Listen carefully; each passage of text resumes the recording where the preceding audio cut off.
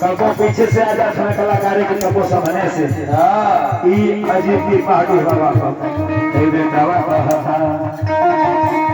ई जगत की मतारी अरे जगत की मतारी अरे माइयों के माई जगदम्बा माई उठा दुर्गा माई उठा भक्ति माई उठा मध्य प्रदेश सतना जिला मैहर माई उठा मऊ का शीतला माई उठा निजामाबाद का शीतला माई उठा एहर पूर्वी माई उठा और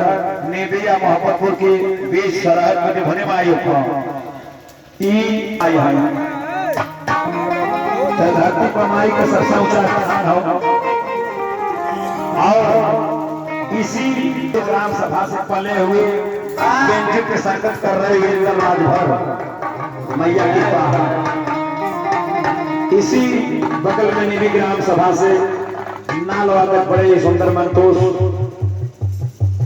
जी आपके ऊपर भी मैया की पाहा हमारे ऊपर तो बटली बा सुरभान चाचा बड़े चुपके भागा थोड़ा सुरभान चाचा भागले ना जान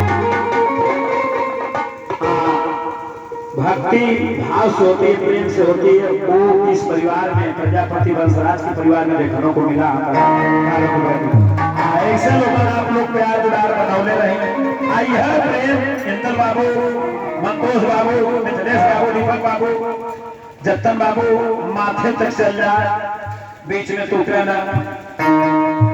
शिव कुमार भैया ब्रजेश भाई ये हमारा सब बड़ा भाई है जगत की मतारी अरे माइयों के माई जगदम्बा माई हे भवानी माई हे काली माई असलू पे जाई हे जगदम्बा माई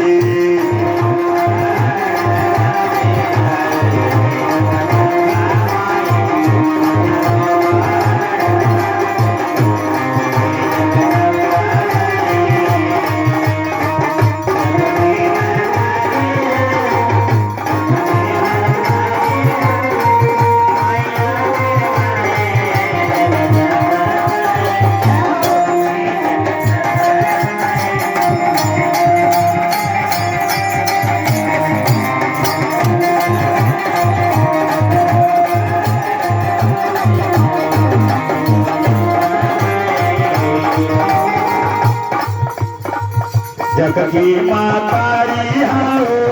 जग की मातारी हो माइयों के माई है जगदम्बा माई हे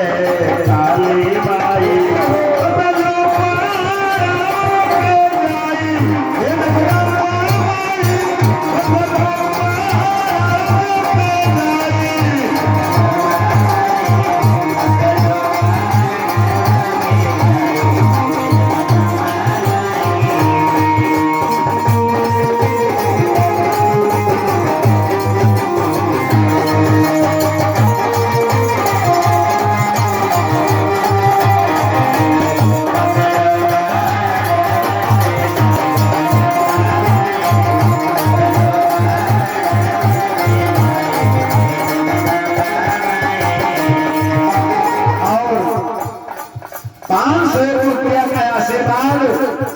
जिनके सौजन्य से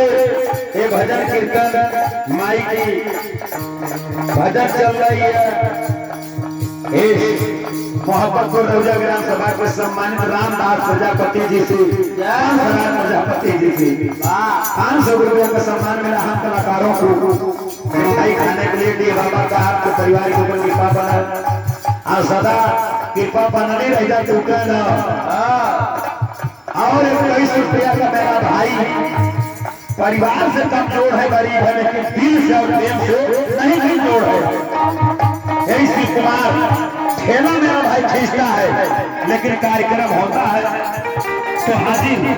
पैसे की नहीं बात है प्रेम की बात है 21 रुपये का आशीर्वाद शिव कुमार शिव के नाम से जुड़ल बा सदा शिव का तोहरे ऊपर कृपा बनल रह, डी बाबा के कृपा बनल रह, तू यही तक हमेशा रहा, तोहरो कृपा टूटल न रहे। और बहुत प्यार दुलार मिलता है, कलाकारों का ध्यान इस कलाकार की तरफ रहे और आपके परिवार के और जो लोग हैं उनका प्यार दुलार मुझे मिलना चाहिए। मनवा मतंग मोरा भटके जहान में, कतहे न ठाविल माया के उड़ान में।